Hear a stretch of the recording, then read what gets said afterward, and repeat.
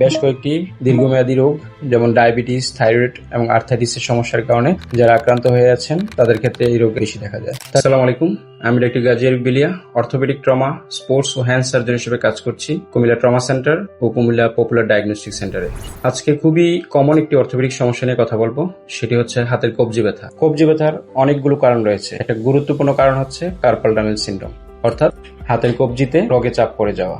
এই ধরনের সমস্যায় সাধারণত রোগীরা আমাদের চেম্বারে এসে বলে থাকে থাম্ব, ইন্ডেক্স এবং মিডল ফিঙ্গারে ইনিশিয়ালি ব্যথা হওয়া, ঝিনঝিন হওয়া, অবশ হয়ে যাওয়া এবং মাংসপেশি শুকিয়ে যাওয়া। যেসব কারণে সাধারণত এই রোগটি হয়ে থাকে, যারা রিস্ট জয়েন্টের ব্যবহার বেশি করে থাকেন, অনেক সময় ম্যালইউনিয়ন হওয়ার পর সাধারণত কার্পাল টানেল সিনড্রোম হতে পারে। তাছাড়া বেশ কয়েকটি দীর্ঘমেয়াদী রোগ যেমন ডায়াবেটিস, থাইরয়েড এবং আর্থ্রাইটিসের সমস্যার কারণে যারা আক্রান্ত হয়ে আছেন তাদের ক্ষেত্রে এই রোগ বেশি দেখা যায়। তাছাড়া প্রেগনেন্সিতে শরীরে ওভারঅল ফ্লুইড ব্যালেন্স বেড়ে যায়, তখন অতিরিক্ত ফ্লুইডের কারণে নার্ভে কম্প্রেশন পড়ে এই সমস্যাটি তৈরি হতে পারে। আমরা সাধারণত কমন ক্লিনিক্যাল পরীক্ষার মাধ্যমে চেম্বারে ইনিশিয়ালি কনফার্ম করার চেষ্টা করি, সেটা হচ্ছে ফেলেন টেস্ট, ডারকান টেস্ট, টিনেল টেস্ট সহ আর বেশ কয়েকটি পরীক্ষা। রোগটিকে আরো অধিকতর কনফার্ম করার জন্য আমরা নার্ভ কন্ডাকশন স্টাডি অর্থাৎ এনসিএস স্টাডি করে থাকি। এনসিএস স্টাডি করার পর গ্রেডিং অনুযায়ী রোগের চিকিৎসা কয়েক রকমের হতে পারে। আমরা সাধারণত শুরুতে রোগীকে ব্রেসিং বা স্প্লিন্ট ইউজ করতে বলি এবং পর্যাপ্ত রেস্ট এনশিওর করতে বলি।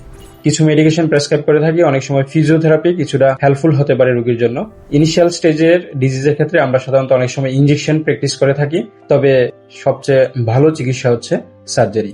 সাধারণত ছোট্ট একটা ফুটে করে আমরা এখানে নার্ভটাকে ডিকম্প্রেস করে দিই, এতে রোগী দীর্ঘমেয়াদী একটা স্থায়ী সমাধান পেয়ে যায়।